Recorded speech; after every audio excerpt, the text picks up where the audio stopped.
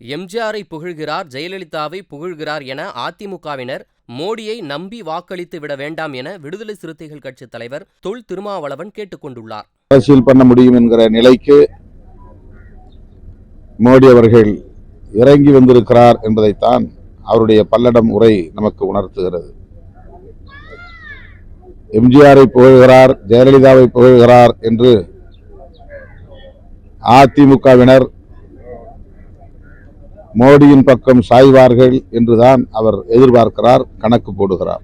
அந்த வாக்குகளை தம் பக்கம் ஈர்ப்பதன் மூலம் இந்த தேர்தலிலேயே அதிமுகவை பலவீனப்படுத்திவிட வேண்டும், அதன் வாக்கு சதவீதத்தை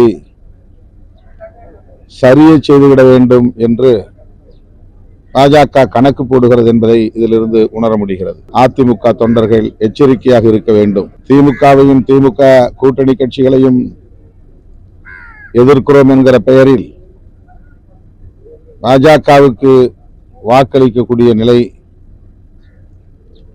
வந்தால் தமிழ்நாட்டுக்கு பெரும் தீங்கு விளையும்.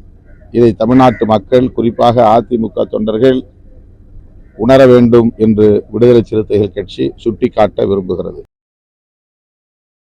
செய்திகளை உள்ளது உள்ளபடி தெரிந்து கொள்ள ரெஃப்ளெக்ட் நியூஸை சப்ஸ்கிரைப் பண்ணுங்க.